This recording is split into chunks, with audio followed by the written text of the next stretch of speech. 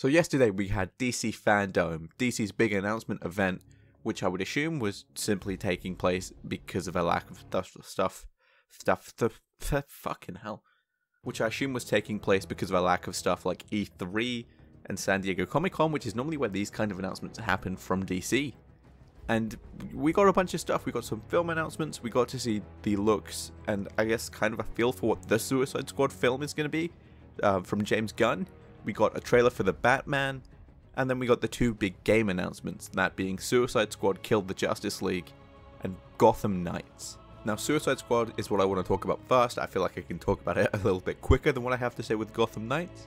But it's from Rocksteady. It's a continuation of the Arkhamverse. I don't know how it is a continuation of the Arkhamverse.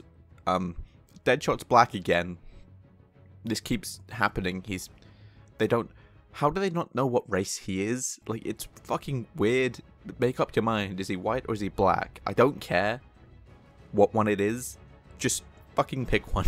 We've been told officially now that this is a co-op game. It's 1 to 4 player co-op, so you can play it on your own, or you can play it as it would, I imagine, be intended to be played as a big co-op game. So basically, this is just Marvel's Avengers but Suicide Squad, and that fucking saddens me so much. You have no idea how upset I am about that. You know, you can see my opinions on the Avengers game. Hopefully, Suicide Squad, when we see it in 2 years in its release, because it comes out in 2022, hopefully it's a lot better than that. But even then, it's not my kind of game.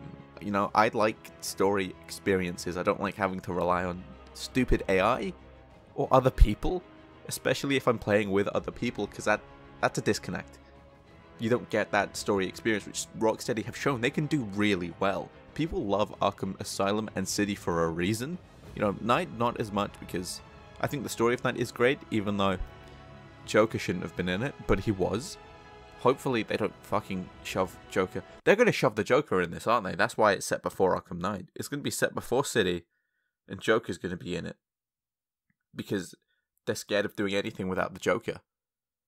That's what it's going to be, for fuck's sake. But yeah, so that's what Suicide Squad Kills the Justice League is. We're getting evil Justice League, evil Superman again, which is what they keep doing outside of the comics. He keeps being evil for some reason. That's a really weird choice they keep doing. I don't know why they do that. It's really strange. He's one of your biggest properties and you keep making people think he's a big bad bloke. Like, why? People are just going to start assuming he goes bad really regularly, and he doesn't. It happens pretty rarely in the books. And the films. It's only happened once in the films, I think. No, twice. It's Superman 3 where there's two. That film was weird.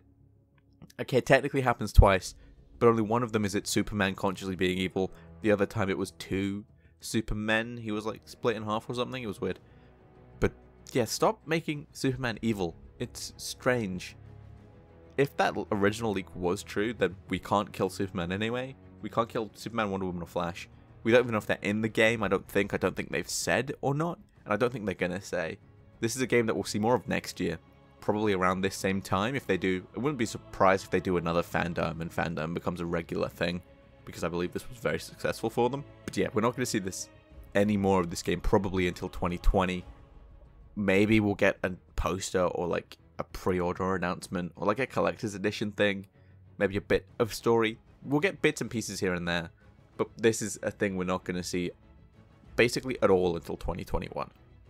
The more interesting of the two that I find was Gotham Knights, coming from WB Montreal. And this isn't a continuation of the Arkham series. This takes place in its own universe, which I think is going to borrow from the Arkham games. We already know that, at least at the kickoff of the game, at least how they're marketing the game, Batman's dead. He blew up the manor, blew up the cave, much like the end of Arkham Knight, and that's where this game kicks off. Kind of like the post-story DLC with Arkham Knight, the story of Gotham Knights is that of the Bat family picking up the slack and keeping Gotham safe, with the villains knowing that Batman's dead and Batman being dead. That is something that is interesting. I am interested in this game. It looks weird, it's flashy and colors, and the Court of Owl bit right at the end. By the way, this game deals with Court of the Owls.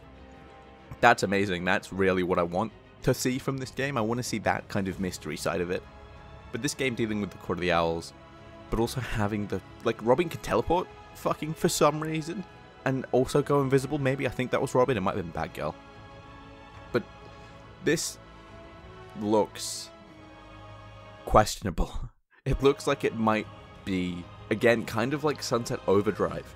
It looks like it might be a bit more wacky, a bit more funny, big explosion, funny, look at us, we're doing stupid stuff. You know, there's a bunch of... It feels too colourful to be set in Gotham, first off, and also to be a Batman game, even though it's technically not a Batman game, it's a Bat Family game, which I think is a really cool idea. I do actually really like the fact that it's following not Bruce, but the family. But again, the fact that it's so colourful is strange, to me, at least. We have heard that it's at least 2-player co-op. Gotham Knights is limited to 2-player co-op and online only. Yeah, so this is more story and single-player centric than Suicide Squad, which does intrigue me. I'm definitely a lot more likely to pick up Gotham Knights than I am to pick up Suicide Squad. I'm probably not going to pick up Suicide Squad. The only way I'll play it is if they do something like the Avengers beta, which is the only way I'm ever playing the Avengers game. I'm never touching that ever again. It haunts me. But it's interesting to see what they're going to do with it. This is the one that we're going to see a lot more. I'd expect it to come out about around this time, maybe Christmas time next year. We did get a release date for 2021. It also wouldn't surprise me, to be fair, if it releases around the same time as the Batman film, which we also got a 2021 release for. So I'd honestly expect that. There's something about it that feels like a miss, especially with this. You see, with Gotham Knights, we got a gameplay trailer, and this is what I want to talk about. Because it looks like an RPG. It looks like a light RPG. Who let Ubisoft make a Batman game? Why are we doing... Why the fuck? Okay, The Witcher is amazing, and I love The Witcher. It's a great game. CD Projekt Red are great developers. I'm really excited for Cyberpunk. But I hate them as well, because they've made... For some reason, gaming has this weird, like, need to make everything an RPG. Make everything level-based. Make everything grindy, make everything so you have gear and this and that, and that's what this game, Gotham Knights, looks like. And I love a good RPG, I love a good fucking grindy, shitty game, but not everything has to be this. Assassin's Creed turned into this, Far Cry turned into this, Watch Dogs nearly turned into this. It seems like they've strayed away from that with Legion. Mainly everything Ubisoft does turns into this, which is fucking strange, but that's besides the point. Why is Batman becoming a light RPG? It doesn't need it, it shouldn't be it, and the fact that it is fucking weird, and I don't get it at all, and it honestly worries me a little bit that this game is going to be in that kind of vein of that Ubisoft RPG, that it's going to be subpar. The story's not going to be all there, it's going to be focused more around getting microtransactions and money out of you than it is telling a unique player-driven experience, and that's something that I think is just a big negative, in my opinion. I think it's a fucking stupid and bad idea.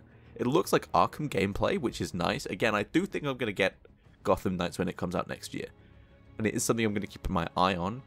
I'm not going to write it off like I'm writing off Suicide Squad, because Suicide Squad looks fucking terrible. It looks shitty. But Gotham Knights looks interesting. I just hope it's not what I fear it might be. I hope it's not a Ubisoft level shitty light RPG with, you know, swapping between characters, which is something that's cool in idea, but it feels like this might be WB trying to take what other studios do really well.